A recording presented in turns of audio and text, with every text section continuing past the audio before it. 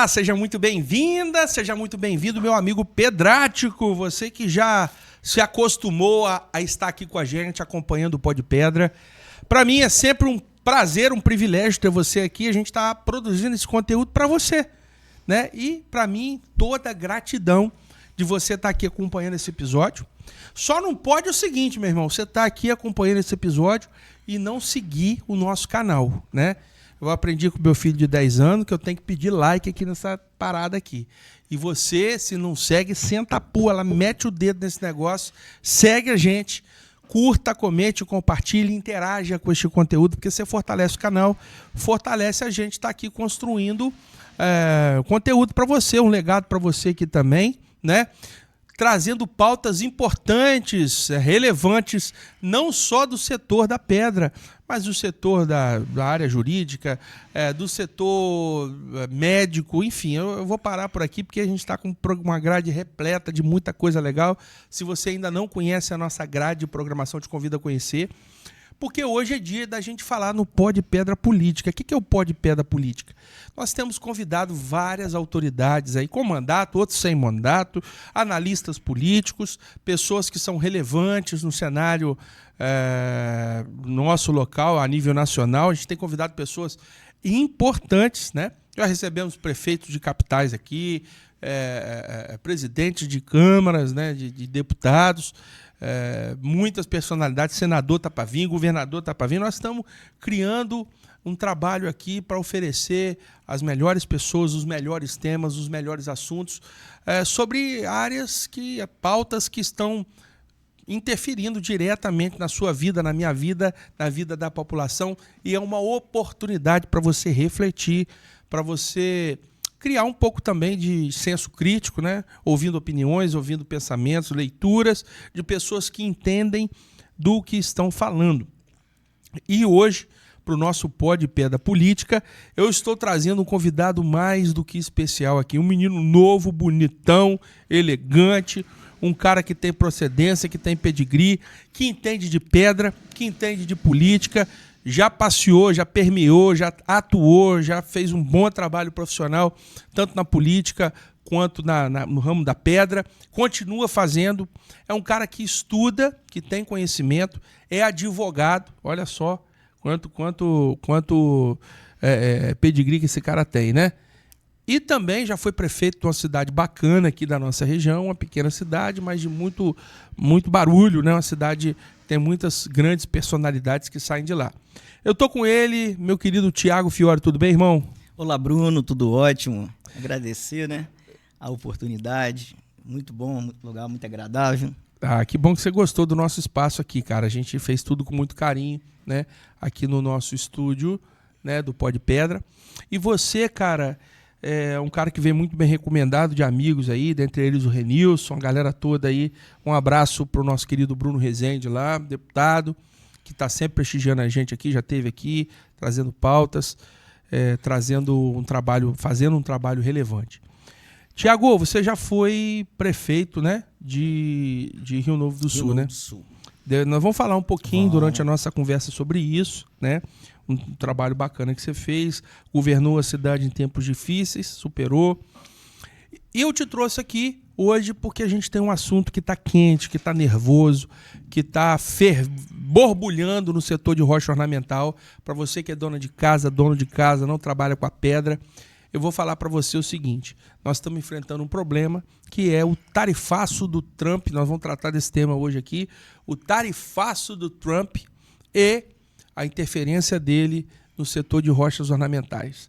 O tarifaço de Trump e o setor de rochas. O nosso setor de rochas, ele tem,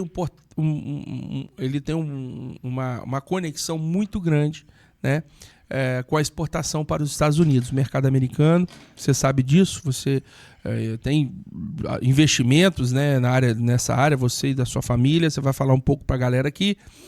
E você sabe muito bem do que eu estou falando. Agora eu não tenho o número exato aqui, não sei se era 56% ou 67%, mas entre 50% e 70% tem o número do volume, né, o que representa em faturamento as exportações de chapas nossas do Brasil, de Cachoeira e região, né, do Espírito Santo para o exterior.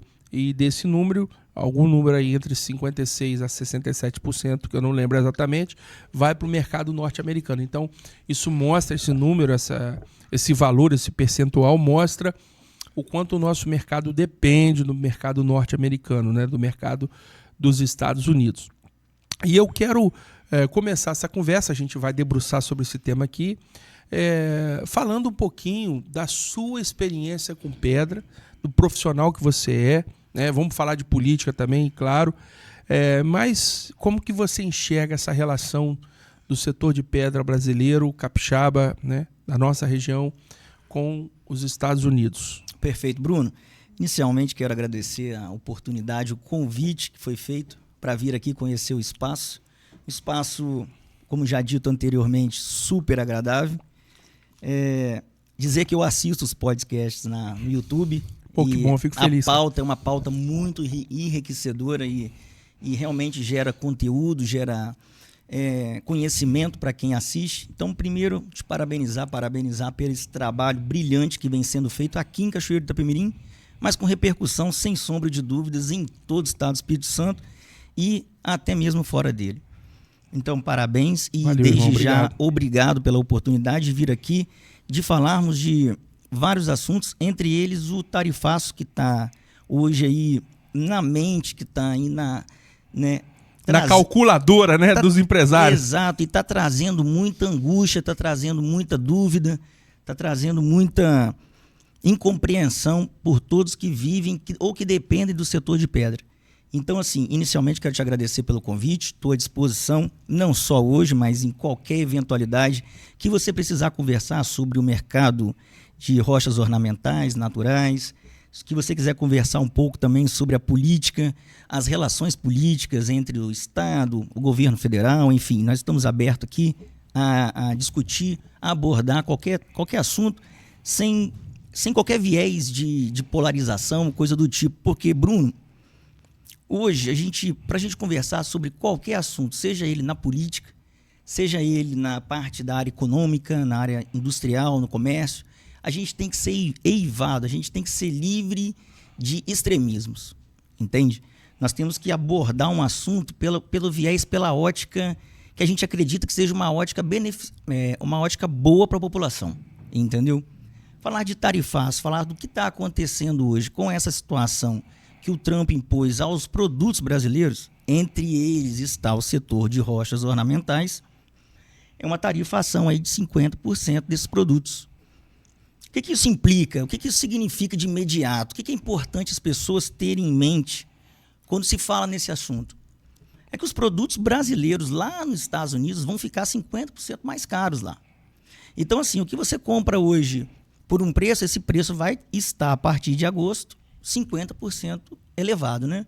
Isso traz várias consequências, não só para o setor de rochas, que, respondendo a sua pergunta, beira aí os 70% da exportação capixaba vai para os Estados Unidos. Então, assim, no primeiro momento, a gente tem o quê? A gente tem que os produtos brasileiros eles vão ficar um pouco mais caros, mais custoso nos Estados Unidos.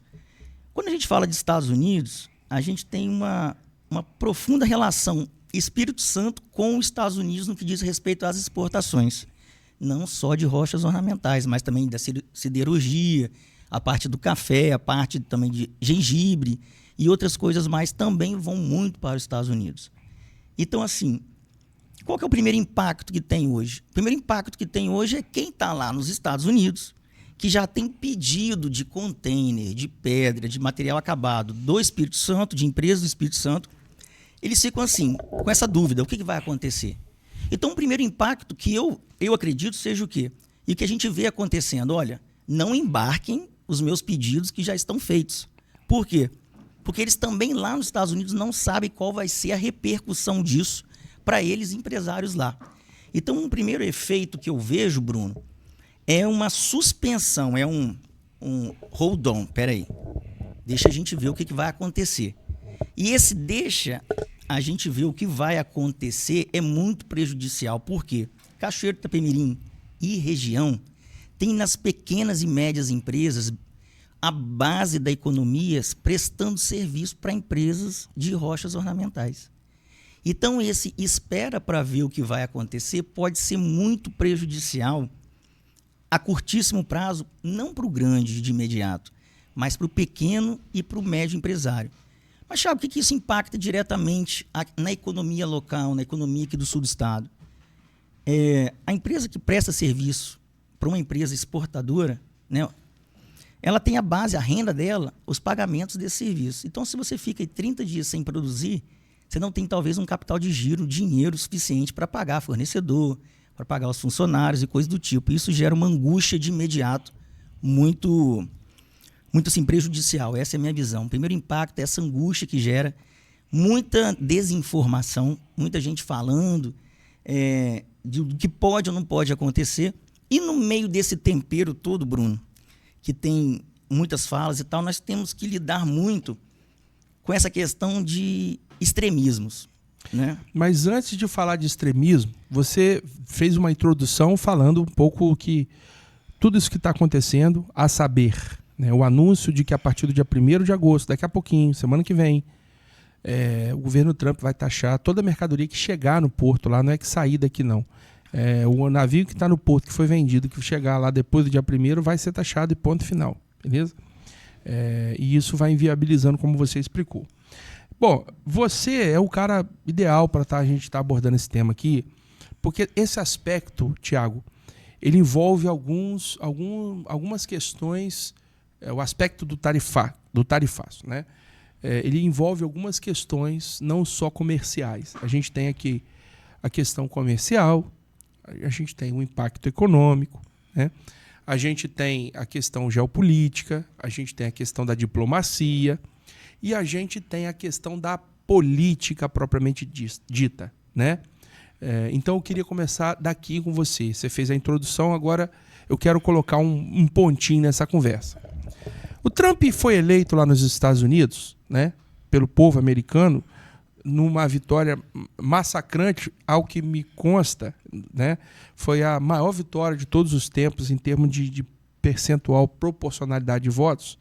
O povo americano disse: eu quero eleger essa política, né, que é a política do protecionismo, é a política do nacionalismo, né? Se eu for discorrer aqui, o Trump ele percebeu, ele tem uma política do Partido Republicano, né, que é um partido mais conservador, é um partido alinhado com as políticas do Bolsonaro aqui, livre comércio e tal. O Trump entendeu que ao longo dos anos, em especial nos últimos 4 anos com o governo anterior de Joe Biden, os países do mundo começaram a se beneficiar, né, dos Estados Unidos de maneira demasiada. Os Estados Unidos é o maior mercado comprador do mundo, é a maior potência econômica, bélica, de influência, de inteligência, de tecnologia do mundo. A China hoje é uma outra potência, ganha até dos Estados Unidos em alguns quesitos, mas não se compara com a hegemonia que os Estados Unidos conquistou ao longo dos anos, correto? Correto. E ao longo dos anos, o setor de pedra do Brasil foi encontrando um mercado lá. Opa, tem um mercado aqui, interessante, beleza. E aí existe um cordão umbilical do mercado de pedra capixaba brasileiro com o mercado americano. Por quê? A cultura de construção do americano é de fazer aquelas ilhas, de fazer aquele, não é isso? Isso. E aí isso demanda muito os nossos materiais. Ponto. Agora para a pergunta, né? O Trump, desde o início, ele sinalizou que ele faria a política que ele está fazendo agora.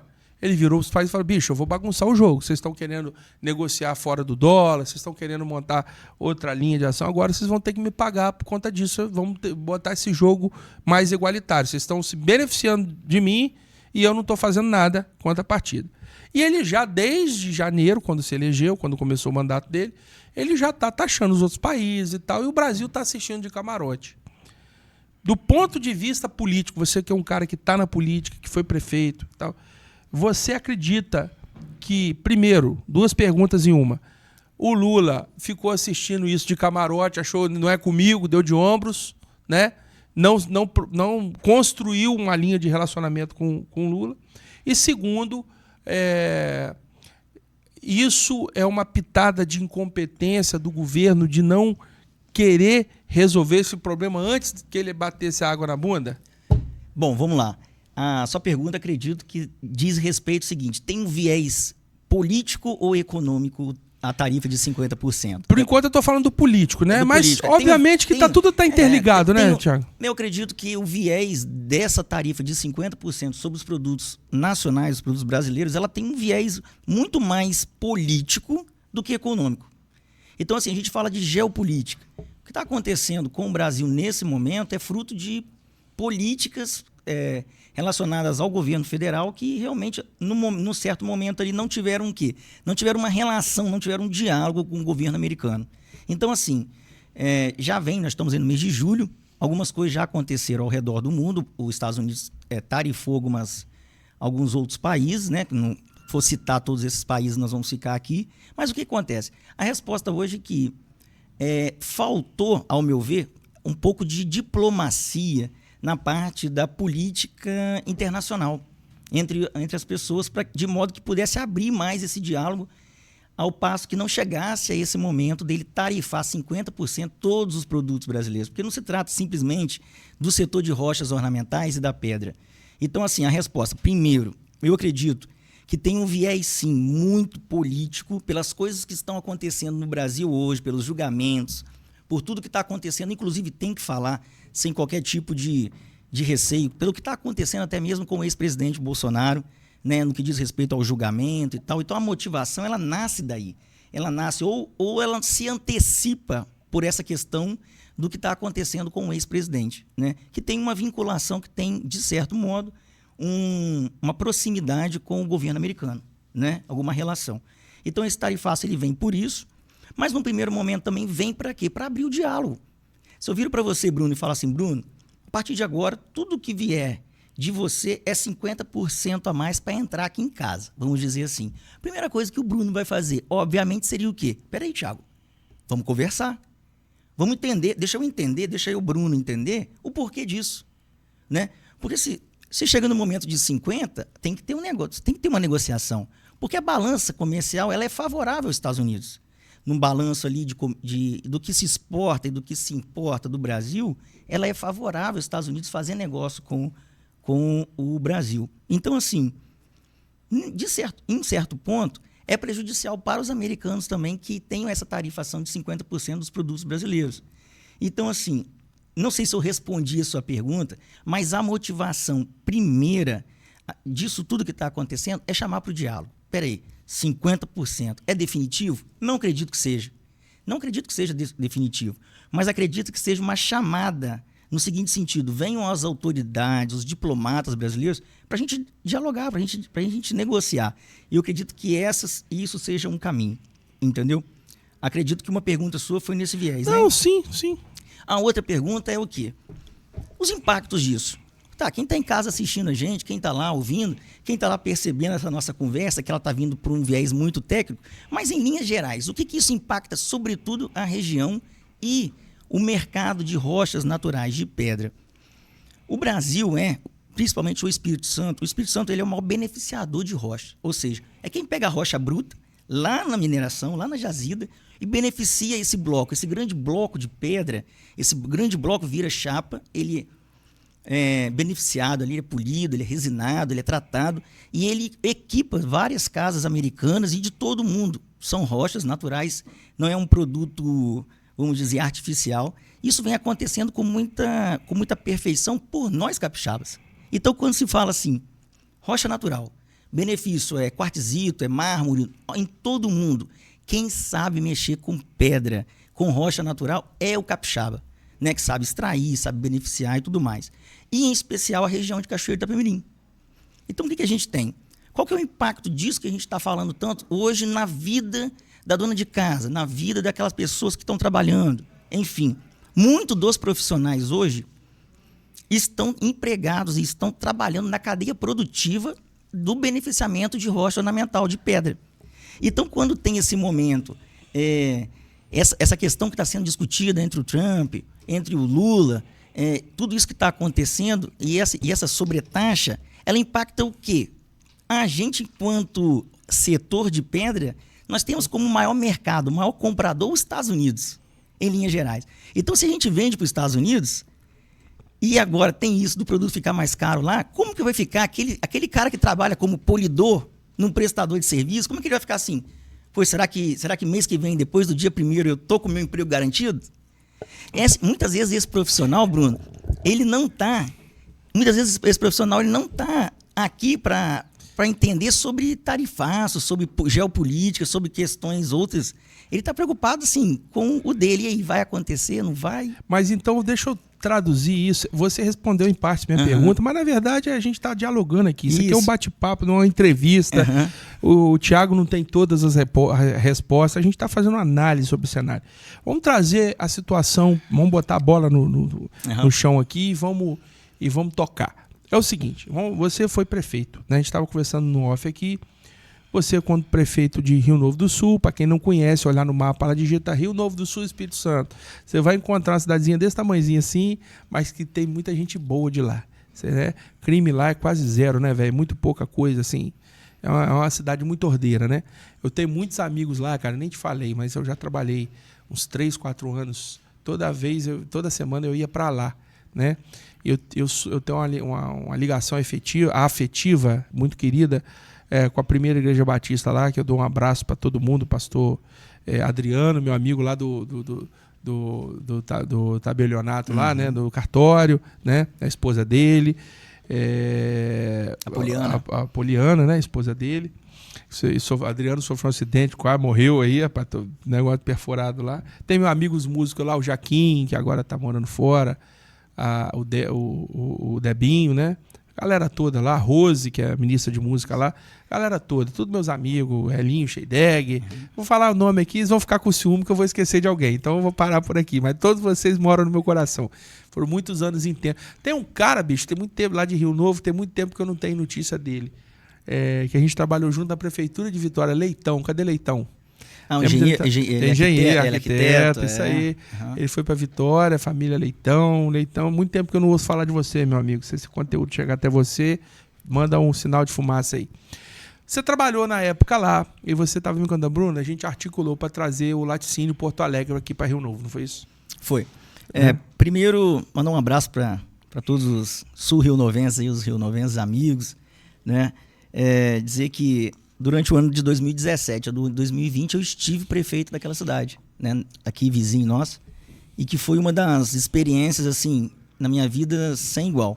O Thiago, ele se resume o Thiago antes, né, da vida de prefeito e o Thiago depois. Então assim, a prefeitura, estar prefeito daquele município durante os anos de 17 a 20 me trouxe uma experiência assim que me fez enxergar o mundo de uma forma diferente. Então, para todos os, né, o que estão assistindo a gente, o meu abraço, o meu carinho, dizer que todos moram no meu coração.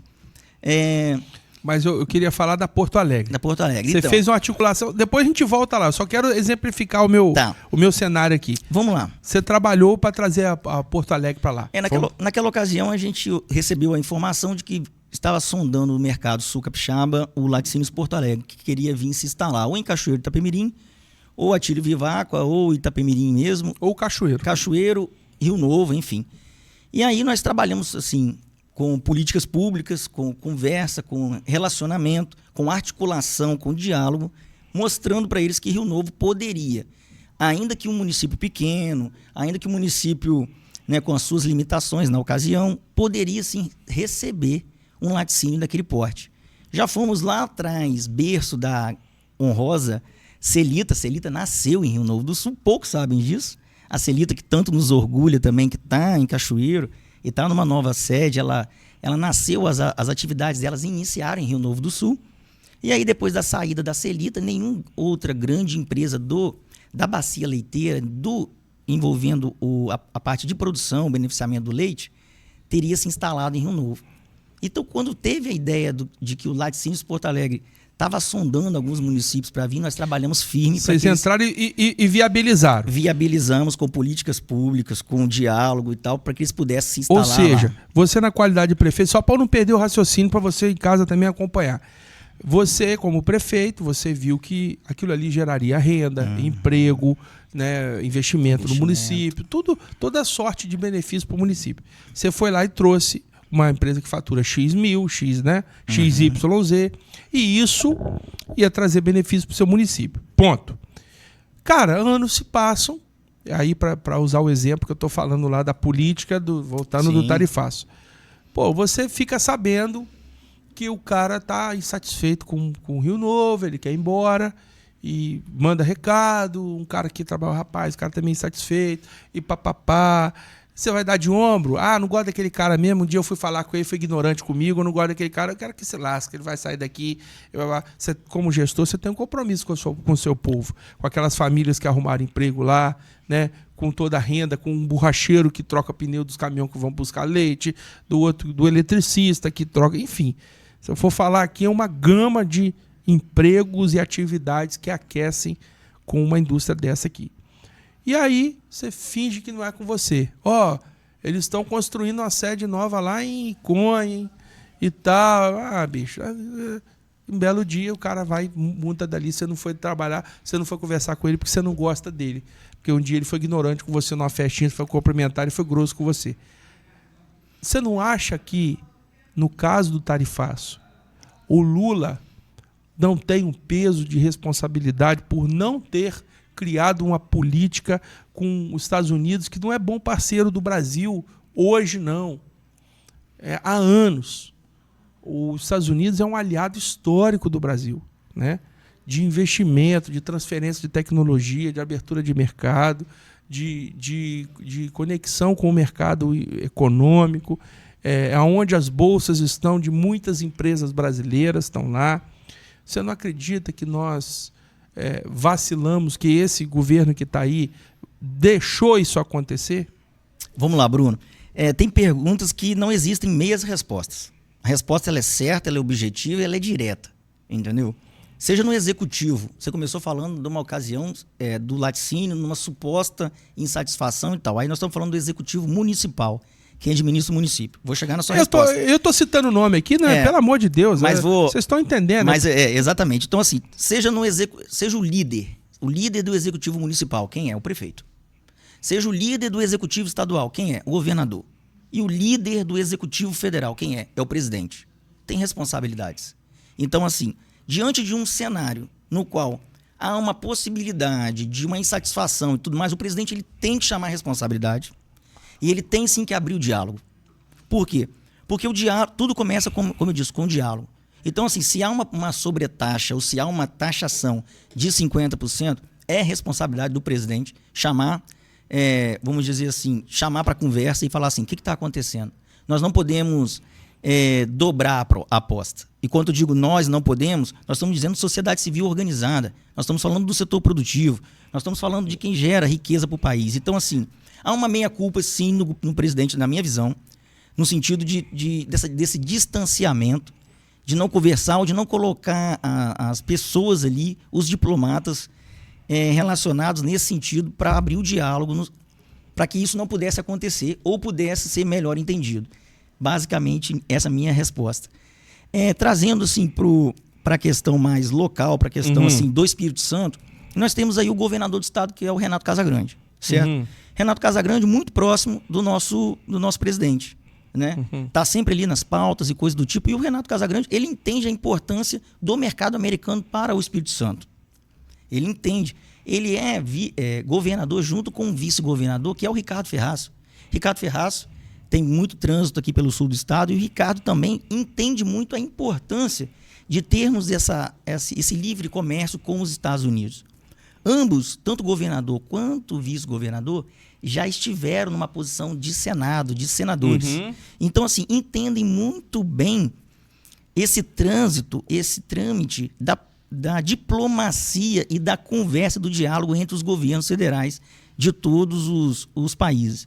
Então, assim, é um grande desafio, Bruno. É um grande desafio. O desafio hoje é o quê? O Espírito Santo mostrar para o governo federal de que é possível, sim, ter diálogo. É possível, sim, ir lá e deixar as ideologias de lado, dar uma pausa em tudo que está acontecendo e ir lá e falar assim, olha, vamos conversar. Vamos conversar, porque a indústria, o comércio não pode se prejudicar, não pode, por uma questão assim que, como eu vou dizer, por uma tarifa que pode ser revista. Essa que é a minha opinião. E além do mais, Thiago, tem muitos... A gente pode olhar o assunto de muitas formas diferentes, né? Uhum. Por exemplo, você pode estar aqui, né? Por ter sido prefeito de Rio Novo, você pode estar aqui hoje porque você é um advogado de mineração, você pode estar aqui porque é um assessor parlamentar de um deputado hoje, do Bruno Rezende. Eu poderia te convidar aqui por várias frentes, porque você está habilitado para isso, como empresário da pedra, advogado da pedra. Mas a gente está aqui falando com um articulador político, um cara que tem uma visão política. Então, todos os assuntos têm várias frentes. Tem várias frentes. Eu vou analisar aqui só pelo aspecto político. O PIB do Brasil ano passado, enquanto eu estava gravando aqui, eu estava pesquisando. Estava em 11,7 trilhões. Foi, ano 2024. O PIB do Brasil, ano passado, foi 11,7 trilhões de reais. Fazendo uma conta dividida por 5, vai dar 2,34 trilhões de dólares. O nosso PIB, 2,34 trilhões de dólares. Sabe quanto que é o PIB americano? Foi ano passado 29,18 trilhões versus o do Brasil, 2,34 bilhões. Isso significa que a economia americana ela é no mínimo 15 vezes aproximadamente, 13, 14, 15 vezes aproximadamente maior do que a nossa. 15 vezes. Ou seja, o Brasil está querendo falar de igual para igual com uma nação que tem um poder de fogo 15 vezes maior que a nossa. Na política, Bruno, você sabe que tá você tudo tem bem, que saber. E não é e assim, e quando a gente fala de dialogar, quando a gente fala da capacidade do líder, né, do presidente, abrir o diálogo, isso não se trata de perder a hegemonia da nação. Isso não se trata de nós sermos maiores ou menores que ele enquanto nação, não. Se trata exatamente sobre esse viés que você está querendo me mostrar aqui. Peraí, os Estados Unidos ele é um parceiro comercial, ele tem que ser enxergado como um parceiro, entendeu? Ele não pode ser enxergado ele não pode ser visto como alguém que é um inimigo. Não. A gente tem que enxergar os Estados Unidos como alguém que está aqui na área de livre comércio com o Brasil, no sentido de fazer parcerias. Então, é importante, como eu quero repetir, é importante que haja esse diálogo. Por quê? Porque o Brasil, ele tem, vamos dizer, a gente tem muito a perder. Nós, o Espírito Santo, nós temos muito a perder se nós não tiver pressa na resolução disso. Eu digo, os setores que exportam, são exportadores diretamente para os Estados Unidos, a gente tem que ter urgência em resolver isso daí. Então, um caminho que eu vejo nesse assunto específico do tarifaço, vamos dizer assim, né, de 50%, é o quê?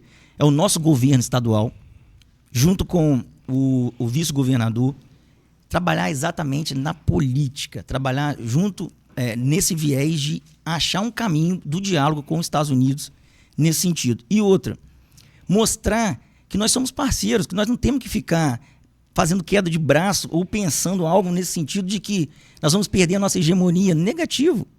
É um parceiro comercial, entendeu? Então, assim, é muito mais político do que econômico. Não é que se falar de economia... Mas é porque o tempo inteiro, Tiago, com todo o respeito que você está falando, e total respeito, tá? Pelo amor de Deus. E você tá mandando ver aí.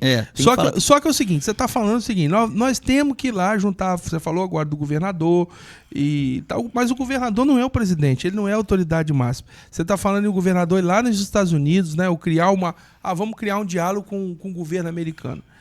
Mas você não acha, você que é um cara da política... Com o governo federal nosso. Ah, bom. Não direto lá. Ah, bom. O Renato Casagrande, o nosso governador, ele tem bom trânsito e tem bom diálogo dentro do Palácio do Planalto. Mas não é porque, veja bem, eu sei que eu estou falando assunto complexo aqui, eu não quero te botar em saia justa. Não, tudo bem. Mas eu quero entender uma visão sua como um cara da política, um cara que milita politicamente, um cara inteligente, um advogado, um cara que está na nossa região aqui. Primeiro, uma coisa que eu quero saber se você concorda comigo.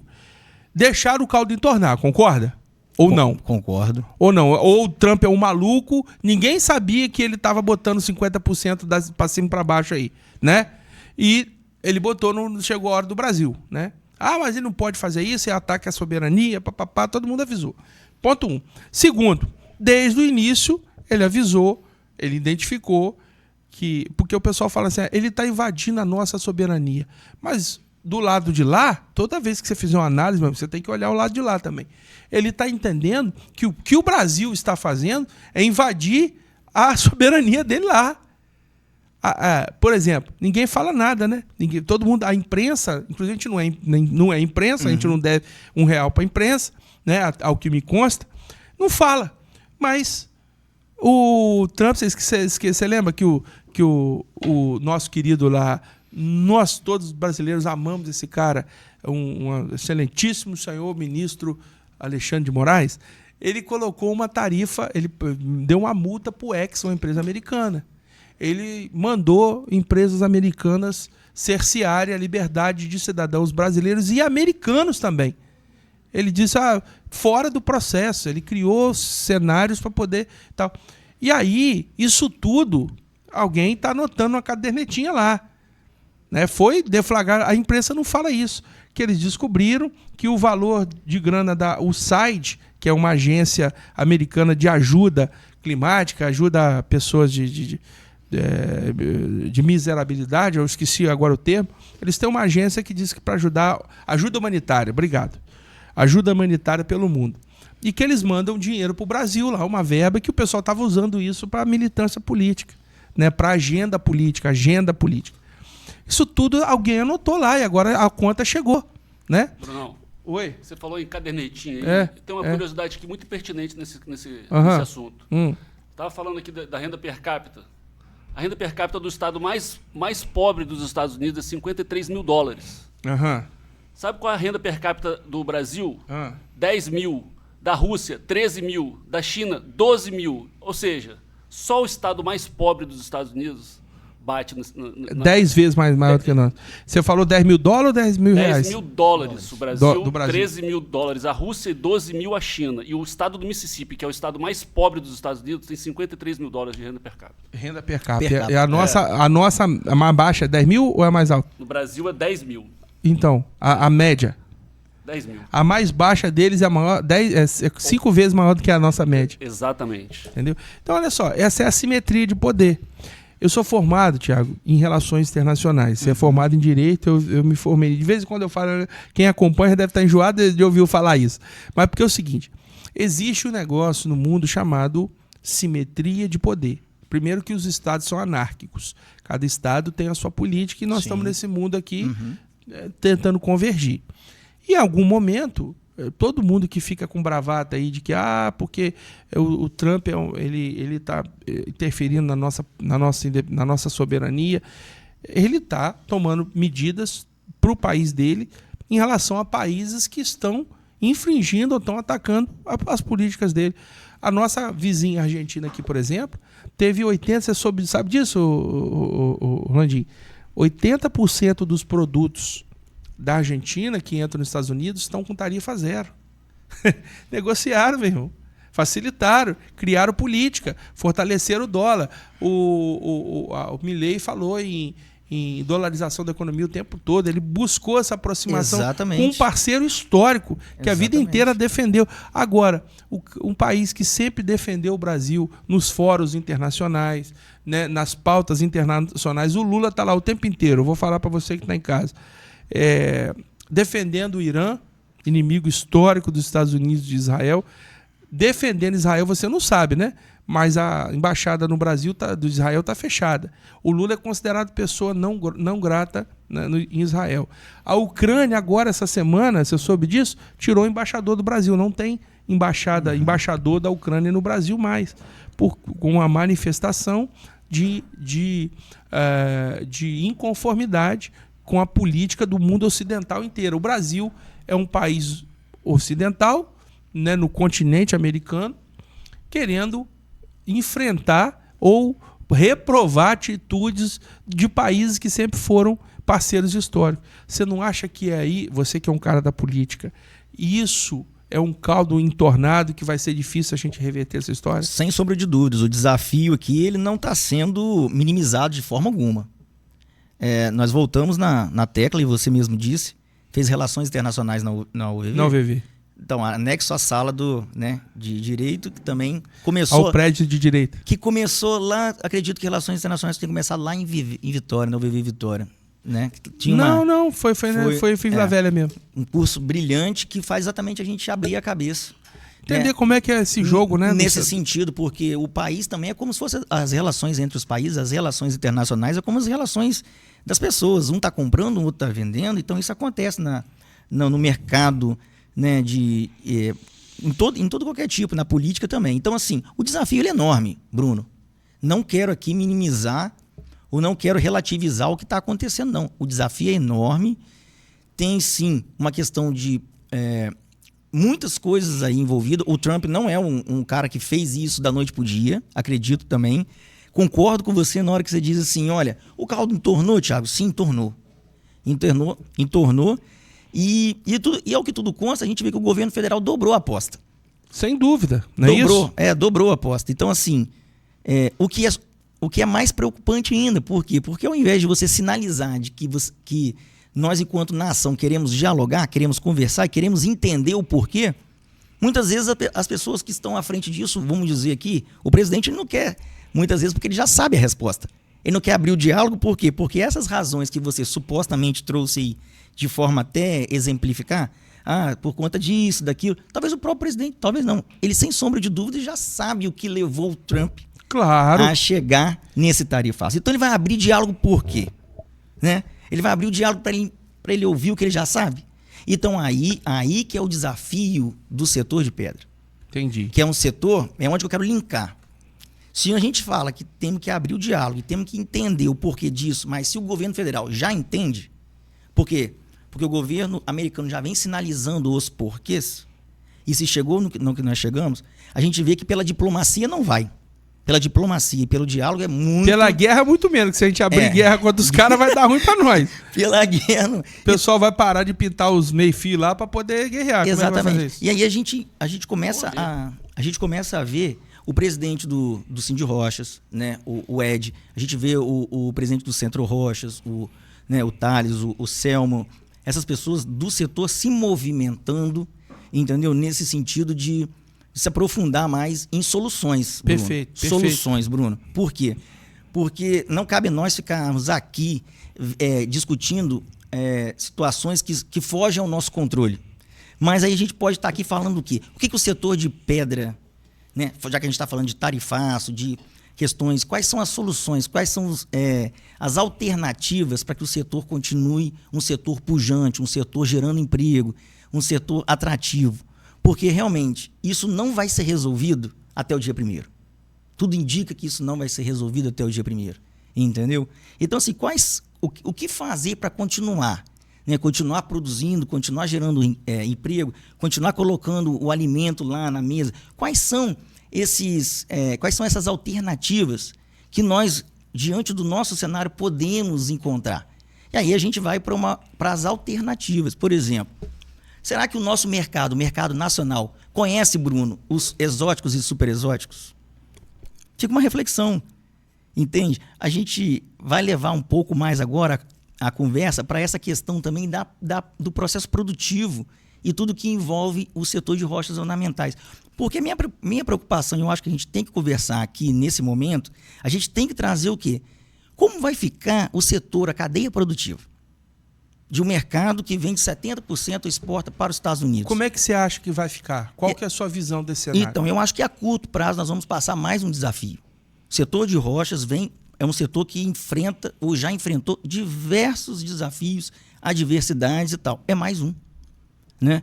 Então, assim, o empresário ele vai ter que fazer o quê? Vai ter que achar fontes alternativas de produção, fontes alternativas de exportar para novos mercados. Isso. Estamos falando de mercados aí que nunca sequer viram, de repente, uma rocha ornamental, uma Oceania, outros mercados, entendeu? Então, assim, temos que prestar muita atenção em países que já importam do Brasil e que agora vão ter, né, vamos dizer assim, uma preferência em receber os materiais. Por exemplo, nós temos a China. Como que a China vai se comportar diante disso tudo? Então quer dizer, você não pode vender para lá porque lá está caro? Então eu compro, mas eu compro nesses termos. Quais seriam esses termos? Fica aqui algumas reflexões que a gente vai observar nas próximas semanas. Mas o setor é um setor que passou por desafios e em todos os momentos se reinventou. Então, assim, é importante sim olhar para o mercado interno, olhar da forma como a gente está tratando o mercado interno, olhar a forma de como nós estamos tratando, qualificando os profissionais. Será que hoje, por exemplo, se eu for fazer uma casa, né, aqui na nossa região, se eu for querer fazer a casa, bancada, pia, cozinha, tudo de pedra, de um material, será que vai ter marmoraria, Bruno, para fazer esse material acabado? Será que nós temos mão de obra? Nós temos polidor de aplicador, de resina em material acabado? Porque se nós formos nos Estados Unidos hoje, eu conheço bem os Estados Unidos. Se nós formos nos Estados Unidos hoje, uma mulher, uma dona de casa, ela escolhe a pedra, ela escolhe a chapa, entendeu? E dali já sai, o cara já bota a cuba, já bota todo e monta uma cozinha. Como tá com esse material nosso, material brasileiro, material capixaba? Como está sendo esse beneficiamento da pedra aqui no Brasil? Então, assim, é um mercado gigantesco. Mas será que esse mercado gigantesco é só lá nos Estados Unidos? Nós não podemos ter também esse mercado sendo desenvolvido como uma alternativa, sabe, Bruno? Como uma alternativa, para não ficar tão refém de uma exportação. Então, a conversa ela é muito ampla, né? A gente passa por política, a gente passa por relações internacionais na própria política, a gente passa por relações internacionais entre as empresas. Por quê? Porque nós temos contratos a longo prazo, contratos futuros, que foram assinados no ano passado, no ano retrasado. Como esses contratos vão ser observados agora com tarifaço? Entende? A gente tem uma variação cambial. Então, o assunto ele é muito complexo. Entendeu? Eu acredito que o importante agora é olhar para as pessoas. Olhar para as pessoas que trabalham, que vivem do setor de rochas ornamentais aqui na nossa região. É importante cuidar das pessoas e cuidar com urgência, Bruno. Cuidar com urgência. E olhar para o setor, para a média e para a pequena empresa e ver, por exemplo, você está prestando serviço para uma empresa que é realmente exportadora, tá ok? Quantos funcionários você tem? Assim, assado. Qual é a alternativa? Cuidar dessas pessoas para que a cadeia não se prejudique. E aí nós vamos enfrentar outros desafios, outros cenários, que passa por essa análise, por todo esse contexto.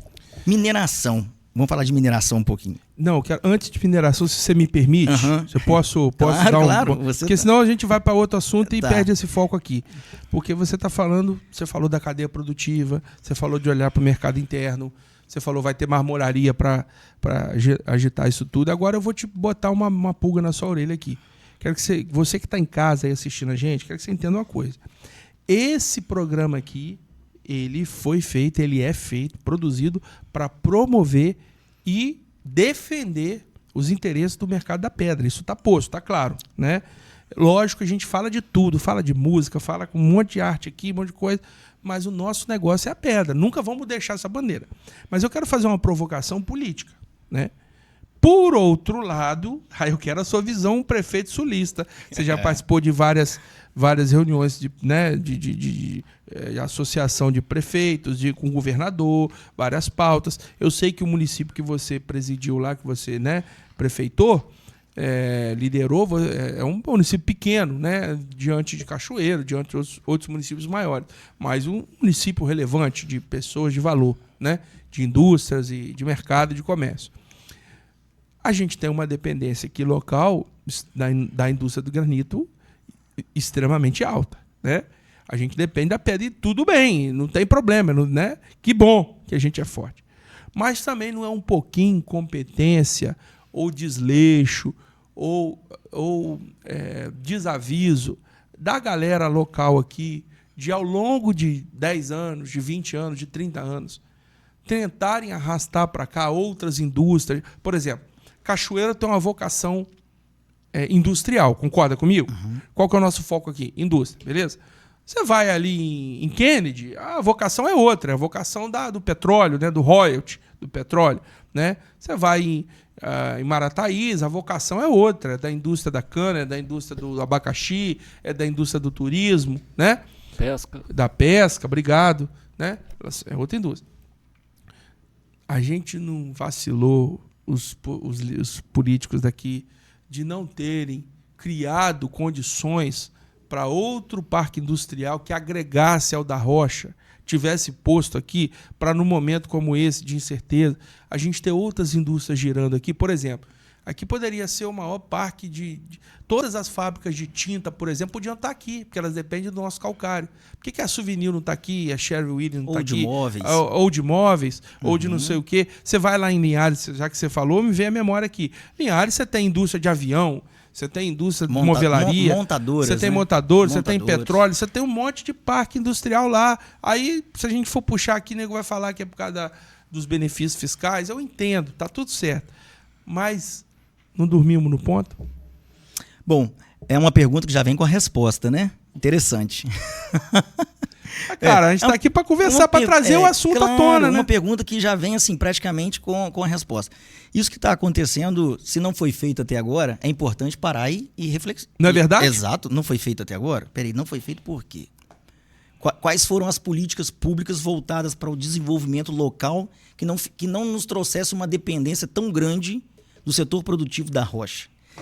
Então isso é uma reflexão que, se não foi feito até agora, é necessário que seja feito. Por exemplo, como que o sul do estado, Cachoeiro de Itapemirim, que deve continuar sendo a cidade que lidera, né, todos esses municípios ao redor, o que Cachoeiro pode fazer ou pode atrair de diferente para oxigenar a indústria que não fique tão dependente da indústria da Rocha? Para não acontecer o que está acontecendo. Que a indústria da Rocha continue crescendo. Óbvio, eu não estou aqui pregando contra. Eu só estou dizendo que, como política pública, é lógico que a culpa não é do político, do mandato do cara. Não estou falando isso. Não. Eu estou falando que assim, a classe política deveria criar estímulos para fomento, para que outros parques produtivos se estabelecesse aqui, correto? Perfeito, perfeito. E aí a gente tem, dentro da indústria da Rocha também, a gente tem já os desafios próprios, né? Não só da Rocha, mas de todos os outros ambientes de negócio. Por exemplo, a mão de obra na indústria da Rocha sempre foi uma dificuldade.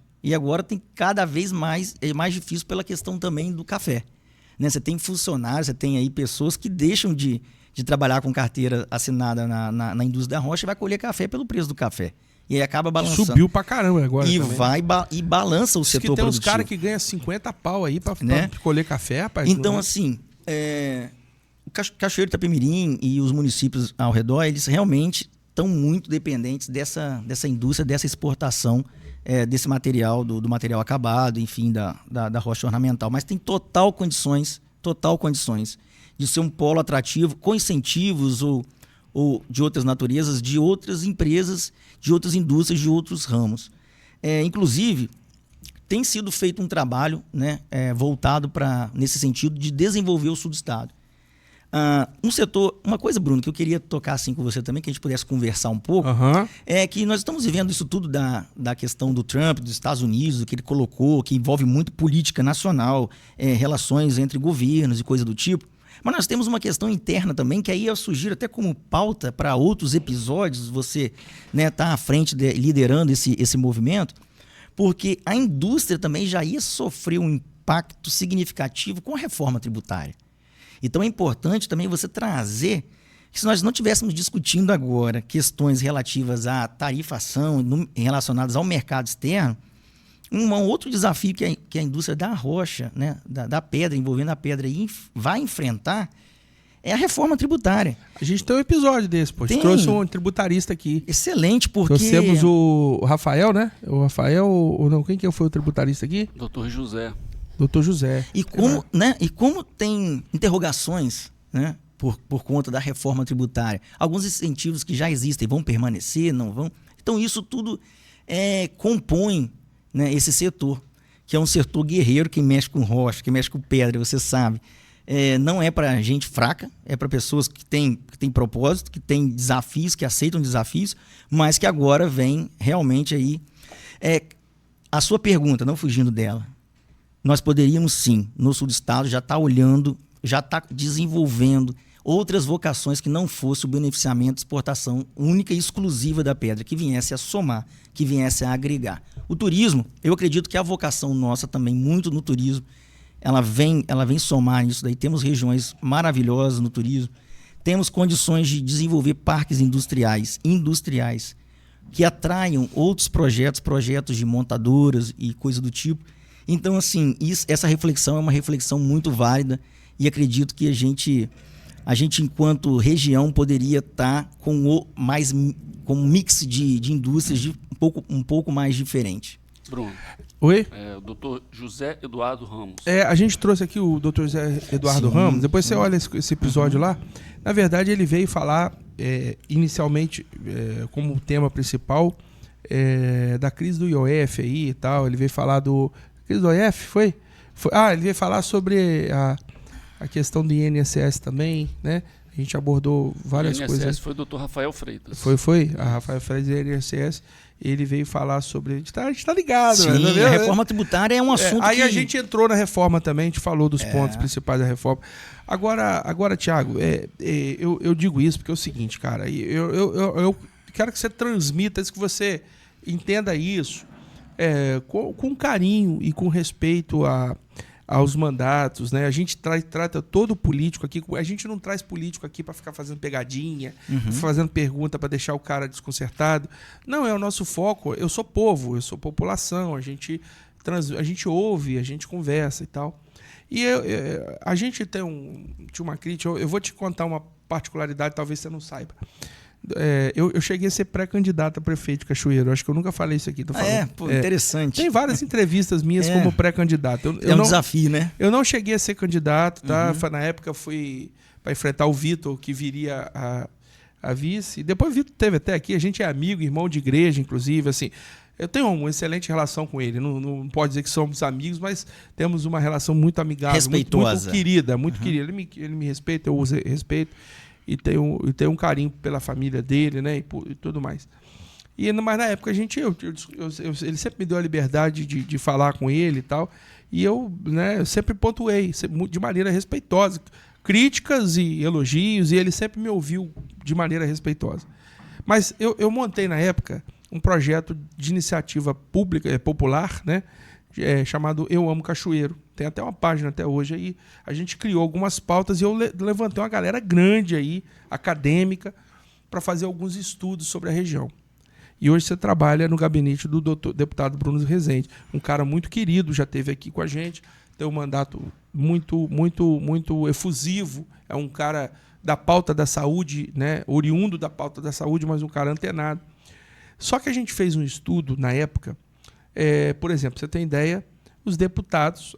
Primeiro uma crítica muito grande. A gente estava com muita carência de deputado do sul do estado, né?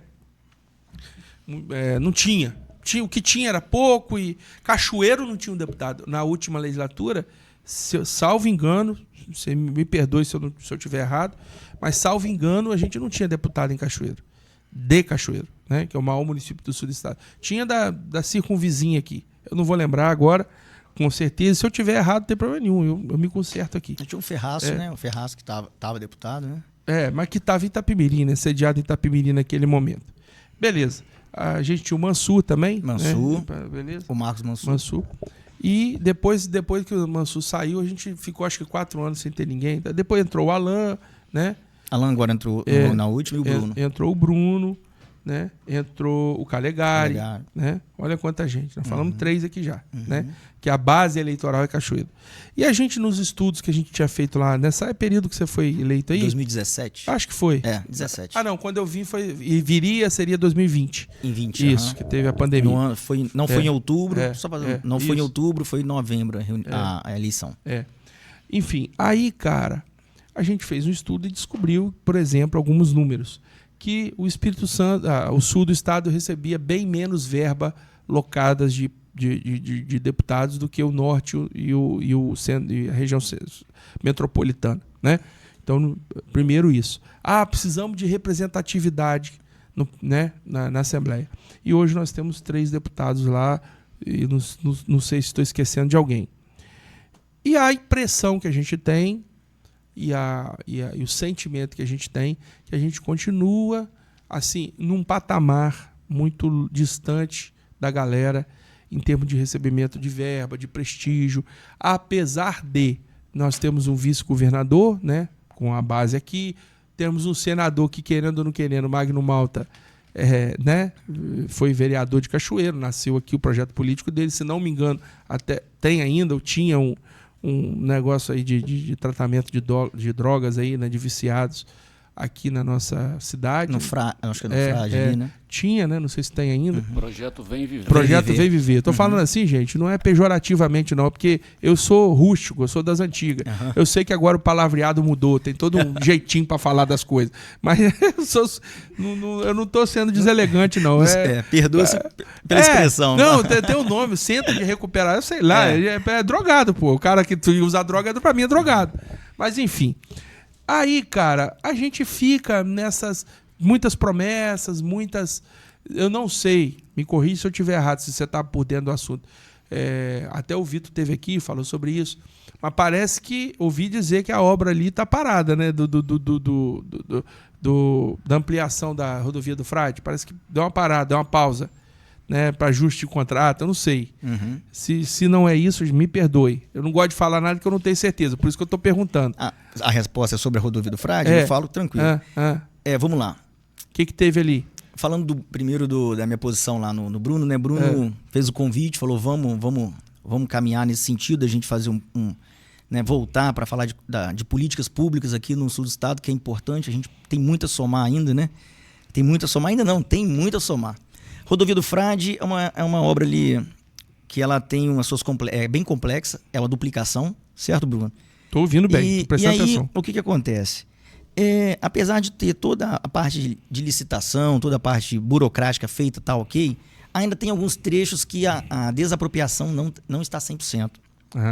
Não estou falando da questão contratual, não, até porque não estou em nenhuma pasta do Executivo Estadual, ou seja, não sou secretário de Estado em nenhum momento. Claro, tá claro. Então, o que acontece? Ali, a obra começou, a obra está desenvolvendo, teve um pare e siga para desmanche de pedra, fazer toda aquela parte ali, mas ainda existe grande parte do trecho que será duplicado, ainda não está resolvido com o proprietário da terra, aquele senhor que tem lá o seu curral, que tem lá a sua propriedade. Que vai perder uma faixa ali, vai perder, o Estado indeniza, né? Indeniza e tal, mas isso não está muito bem resolvido.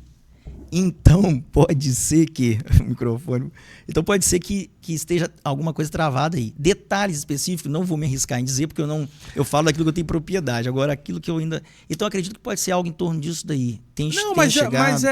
Mas eu tô falando isso aqui, cara, não é em tom crítico, não. Assim, difamando ninguém ou revoltado com ninguém. É uma constatação, né? Por exemplo, a gente teve a duplicação ali do trecho da S, falando de política local, que tem a ver com o setor de pedra, que tem a ver com, né, com logística, tem a ver com política, né, que nós estamos falando. A duplicação ali, por exemplo, do trechinho ali de Duas Barras ali, mais ou menos, até Cachoeiro, foi duplicado. Cara, mas levou quase 10 anos fazendo aquilo ali, né? Sabe? E aí aquele trecho dentro da cidade ali, vão fazer e tal, também parou, né? Não conclui. Ali em frente o Oswaldo Perim ali, tem lugar que você passa ali que o carro tá todo assim, nem o asfalto eles fizeram direitinho, não, tem poste no meio da rua. Aí diz que, não, porque o Ibama não liberou arrancar as árvores, aí 20 anos fazendo aquilo. Enfim, cara, tudo é muito moroso, precisa, né, velho? Realmente. O sentimento que traz é isso. Precisa de mais efetividade no início, meio e fim das obras públicas, como uma crítica construtiva, mas algo que a gente percebe enquanto população. Então, assim, se anunciou algo, que aquilo vai acontecer, é importante que aquilo tenha... Me vê a palavra que eu quero falar com você. Você sabe o que falta? Falta na sociedade brasileira? Dinamismo. Perfeito. Senso de urgência. A palavra é dinamismo. Porque é o seguinte... Desde a primeira pauta que eu botei pra você aqui. O Trump vai lançar. Vamos ver o que vai ser. Tá bom. Nós estamos aqui, o cara quer xerifar o mundo. E papapá. E a voca passa, meu irmão. E dia 1º de agosto tá aí. Não sentaram para conversar com o cara ainda. Exatamente. Não fizeram uma comissão. O Lula não ligou pro cara. Até hoje o Lula não ligou. Joguinho de vaidade, cara.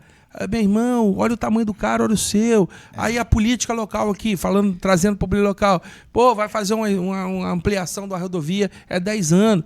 A gente trouxe o presidente da Assembleia aqui, o Marcelo Santos, que eu agradeço, veio aqui só para falar com a gente, entregou um programa muito maneiro aqui. Aí eu perguntei para ele da duplicação da BR-101, fica aquele troço, cobra pedágio, sai, não sai, vai, não vai. Aí ele falou até que parece que tá para acelerar de novo e tal, mas tudo é muito difícil no Brasil, cara. Falta vontade política para algumas coisas, a verdade é essa. vontade política. Por quê? Rio Novo do Sul, aos olhos, assim, você mesmo citou em algumas ocasiões, município pequeno, comparado, tal, não sei o quê. Mas tão logo nós soubemos que a Porto Alegre estava pesquisando alguns municípios para se instalar, nós corremos lá. Nós não esperamos assim, né? Nós não esperamos eles chegarem ali e a gente tá... Não, peraí, procura saber quem que é a pessoa que está olhando terra, quem é que está vendo e tal, não sei o quê. Porque a gente quer trazer para cá. Vamos dinamizar isso aqui. Vamos dinamizar. Então, assim, vamos lá ver quem que é o responsável. É um gerente? É o proprietário mesmo que está olhando? É ele que está reunindo? Vamos ver. E aí, nesse interesse, ele viu na gente o quê? Opa, não reúne todas as características, mas tem gente com o quê? Com vontade. Né? Existem lideranças, existem pessoas que querem fazer, que estão com vontade de fazer acontecer. Então, essa vontade, esse dinamismo, ele vai muito do líder, do parlamentar, ou do prefeito, do vereador, de quem está ali, de que está acontecendo alguma coisa. Vamos deixar o ego de lado, vamos deixar a coisa, vamos resolver? Vamos lá, vamos fazer acontecer, vamos ter dinamismo? É uma obra? Vamos falar para a população, essa obra vai ter início, meio e fim? Ela começa dia tal, mas ela também termina dia tal? Porque é importante a gente ter o valor da obra, a gente tem quando começa, tem a expectativa de quando vai, né, o tempo de duração, mas esse tempo de duração ele tem que acontecer. Então, assim, esse dinamismo, ele é algo que a gente tem que perseguir. A gente demora muito com as decisões, né? Bom, o programa, a conversa está excelente, por isso que eu já falei já com o Diago que eu preciso trazer ele aqui de novo, que ele é um cara bom de conversa. É a primeira vez no podcast. Meu irmão, é isso aqui mesmo. Eu quero falar, dar um salve aqui para as empresas, as marcas que estão com a gente, né? Eu preciso também de dinamismo aqui, né, cara? Valorizar as empresas que acreditam nesse projeto, que estão com a gente. Pin Academy. Pin Academy, uma empresa de excelência, trazendo os melhores cursos e treinamentos para você que é dentista, odontologista, você que quer performar na sua carreira, vem para a Pin Academy, entre aqui no nosso Instagram e descubra uma série de cursos e treinamentos que a gente está trazendo para vocês. Café Campeão. Café Campeão, sabor, qualidade, tradição, você encontra no Café Campeão. Falei agora e rimou, né? Toma Café Campeão? Você está indo para Rio Novo, não tá? Hã? Tá indo para... É o Café Campeão que está indo para... Não sei. Mas o Café Campeão é daqui de Cachoeiro, é tradicional, pô. Ele vai para lá? Tá indo para lá? Procura saber. Conta pra gente mais um pouquinho. Aí, ó. Furo de reportagem, Giovanni. Você não fala pra gente, eu fico sabendo de terceiro. Esse é o campeão. Não sei, não. Vambora. Romário Stones, referência em artesanato. Você que é dona de casa, você que é construtor, você que é design de interiores, arquiteto. Em breve a gente vai ter aqui no nosso Pó de Pedra Shop, você vai poder comprar as peças. A gente vai estar aqui todo o programa, vou mostrar uma peça diferente do Romário aqui. Mas por enquanto você pode entrar no Instagram dele lá e presentear, arrumar uma peça de bom gosto para decorar a sua casa. Ali no Nova Brasília. Incomil, referência em tratamentos, em projetos específicos para apresentar para você todo um aparato para você fazer o tratamento dos seus efluentes e dos seus resíduos sólidos. Então você que tem indústria, você que tem marmoraria, você que tem empresa que precisa fazer tratamento da água que você usa no processo, a Incomil é a empresa certa para você com os melhores produtos, os melhores projetos. Entre em contato com a Incomil. Você está vendo a logo dela aí, né? É só entrar no Instagram. Bora. Dalpan. Eu quero mandar um abraço pro Edinho, para toda a galera da Dalpan, que é uma empresa referência no Brasil e na nossa região, está chegando com força total, com máquinas e equipamentos de última geração. Dalpan, referência e credibilidade para você. Agora, Atlas Mármores, importadora com os melhores produtos, parceira do nosso projeto Acervo Rochas. Você precisa conhecer os materiais da Atlas Mármores. Você que é arquiteto, você que é decorador, entre em contato com a gente, entre na Atlas Mármores e descubra os materiais mais lindos do mundo aqui na Atlas Mármores, no Brasil, para você. Bom, e a Envelope Mais, nossa querida Envelope Mais, né? A Envelope Mais. A Envelope Mais, referência nacional e até internacional no tratamento e no envelopamento de blocos para o mercado de pedra, né? Envelope Mais é sinônimo de liderança, né, de vanguardismo, uma empresa que entrega os melhores produtos para você. E tem mais empresas chegando aí, né não, Orlandinho? Estamos crescendo, né, Brunão? O Pó de Pedra se destacando com empresas de primeira linha, de primeira monta para você e para o mercado. Tiago, nós já estamos indo para o final, tem papo pra caramba, né? A proposta que a gente se propôs aqui é falar desse tarifaço, né? Desse momento tão complexo, né? Tão extremamente espinhoso para a nossa economia, né? A indústria de pedra que a gente atua, que todos esses atores aqui estão envolvidos, que geram empregos, que geram renda, que geram desenvolvimento da nossa região. A gente agora mais um obstáculo pela frente. Você como um cara, pode falar aqui que você, né, tem uma família conectada aí à Pedra do Frade, né? Quero mandar um abraço aí pro Simon, né? Itapuama, galera toda ali da região. São várias ali, nós temos a Mameri. Né? Foi seu vice-prefeito, né? O primo dele, o doutor Emílio. Né? Mas o doutor Emílio não Depois deputado, se elegeu foi deputado, né? E agora tá sem mandato. Na direção lá do IMABA, fazendo um trabalho brilhante. O que é IMABA? Não sei o que é IMABA. É um instituto que cuida de crianças e tudo, mas assim, Ou seja, nós temos lá rapaz, uma pergunta que eu tenho. Tem um complexozinho ali... Um polo industrial. Um polozinho industrial ali, né? Polo industrial, ali tem várias. Onde fica ali a Potiguar ali do meu amigo. Potiguar, Pecém, Daltinho. Ali é Rio Novo já? Ali, Rio Novo.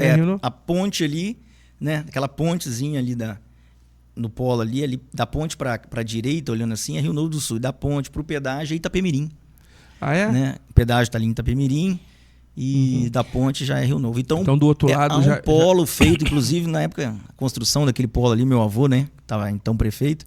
Ele viabilizou aquele polo ali, trouxe indústrias... Você tem o número? Quantas indústrias de pedra estão lá em Rio Novo? Atualizado, não... Mas em média? Mas vamos trazer esse número aí, quem sabe eu vou mandar essa informação para você. Faz um videozinho, manda pra gente. Brunão, você me perguntou lá no Pode... São muitos empregos. Gera um videozinho, viu, Renilson? Faz um videozinho bacana, bem feitinho. Cadê, Renilson? Tá vendo? Faz um videozinho falando das empresas. Eu quero mandar um salve aqui pro Pó de Pedra, pro meu amigo Bruno Ramos. Perfeito. A gente solta aqui depois um material para informar. Rio Novo do Sul tem tantas empresas. Isso. Faz o merchan das empresas de Rio Novo lá. Gera bastante emprego, movimenta, né, bastante serviço. Gera um conteúdo para isso que a gente posta aqui. Perfeito. Tiagão, já estamos indo para finalmente. A vontade de conversar aqui é grande, mas daqui a pouco a gente tem outra produção aqui. Tem os nossos parceiros que a gente também está rodando. Nós estamos aqui com muito carinho, com muita retidão, né, abrindo esse espaço para discussões. Eu sei que você tem muito a falar, muito a contribuir. É difícil, né, rapaz, falar mais do que político, né? Político, os caras que é político, os caras manjam do Paranauê. Eu até brinco, falo sempre aqui. Quando eu entrevisto político, advogado, eu estou bem na fita, porque a gente consegue desenvolver bem, né? O raciocínio, o pensamento. Mas, meu irmão, eu quero agradecer a sua vinda aqui. A gente, né, nesse momento, nesse assunto complexo, como você falou, não temos muitas respostas, né? A gente tem mais perguntas e indefinições do que propriamente soluções à vista, né? A gente sabe que viveremos dias melhores, essa é a nossa esperança, né? Está no nosso coração, está na força do nosso trabalho. A gente está aqui com uma equipe grande, né? Um grande flanco de trabalhadores aqui, gerando conteúdo para gerar informação para o setor. Quando a gente abriu esse podcast aqui, Tiago, a gente fez um estudo de mercado, a gente fez uma pesquisa e descobrimos que nós não tínhamos nenhum veículo, né, que não seja o marketing interno das próprias empresas.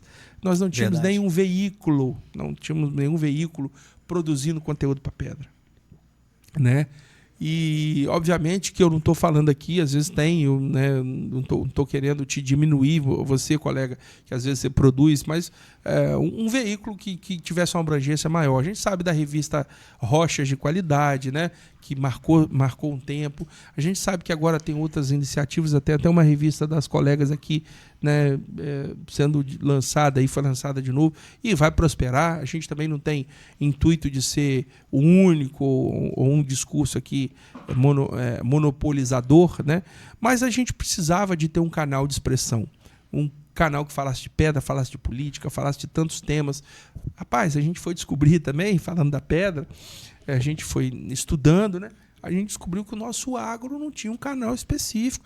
Tem os jornais locais aqui que fazem um excelente trabalho, as revistas locais, todos são agentes de mídia. A gente não está aqui para rivalizar, nem para competir com quem é veículo de comunicação. Nós não somos veículo de comunicação, nós somos veículo de entretenimento. Nós estamos usando uma plataforma de podcast, outros veículos também têm as suas próprias, mas a gente precisava de, por exemplo, falar do agronegócio.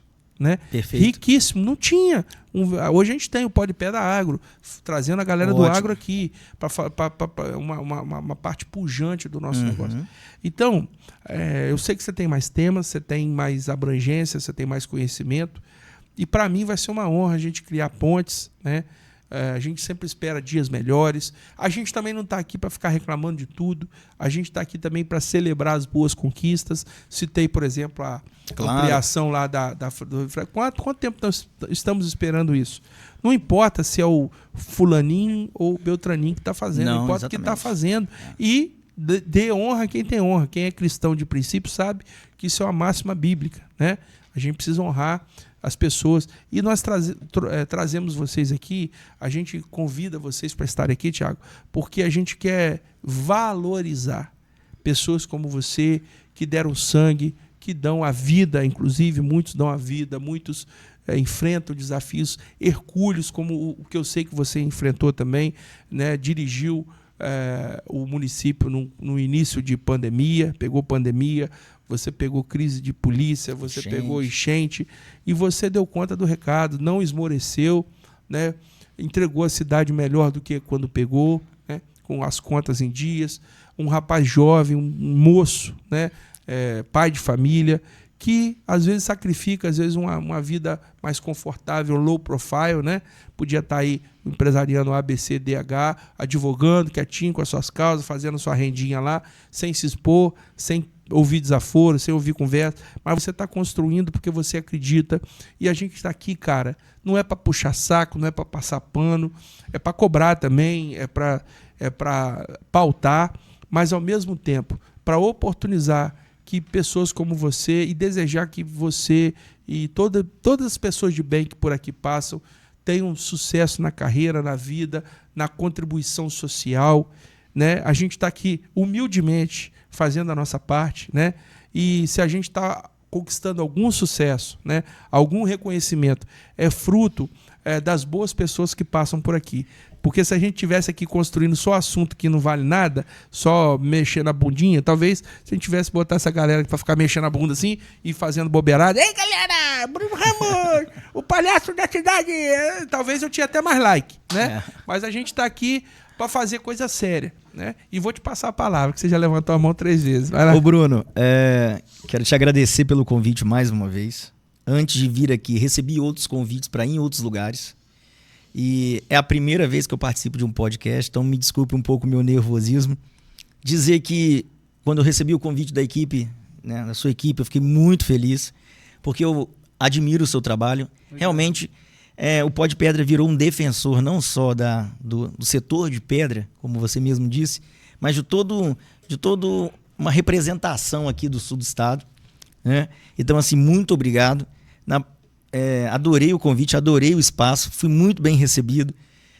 Quero dizer que eu estou à disposição para voltar. Não, vamos ter outros momentos aqui. Quero dizer também que se tiver mais gente, tiver mais outros participantes, a gente vem para fazer uma mesa redonda sobre algum assunto e dizer que nós estamos aí, conte conosco, né? No que a gente puder contribuir, estamos à disposição. E parabéns pelo crescimento, parabéns pelo formato, pela lisura de como você faz as entrevistas, de como você aborda os temas, não só esse tema, mas outros temas também que eu tenho acompanhado ali no YouTube, nas divulgações. Então, assim, está no caminho certo, que Deus abençoe. Amém. E obrigado. Estou à disposição, não temos todas as respostas, mas podemos buscá-las, né?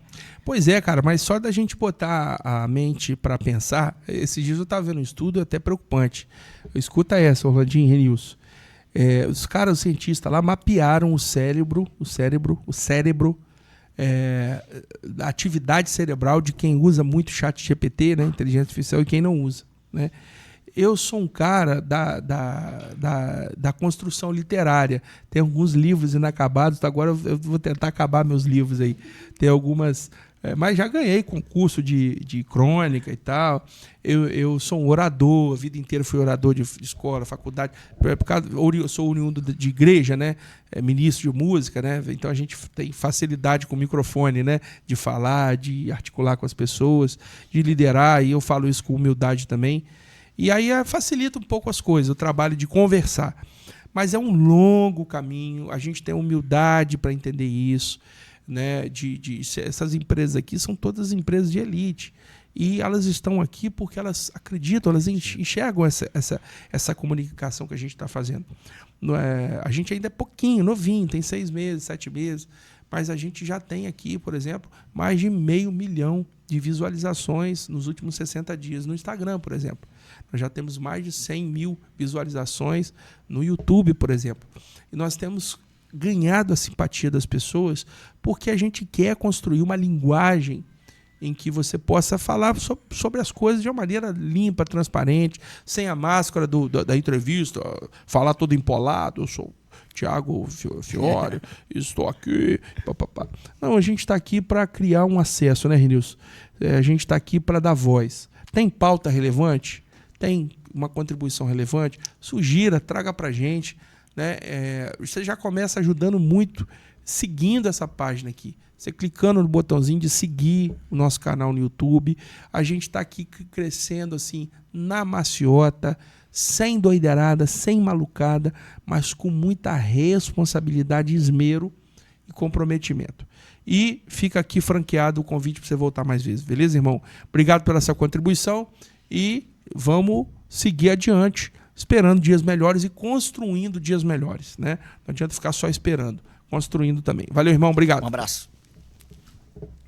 Pode Pedra, onde falar de pedra... Ficou mais leve. É isso aí, Orlandinho, como é que é o colé?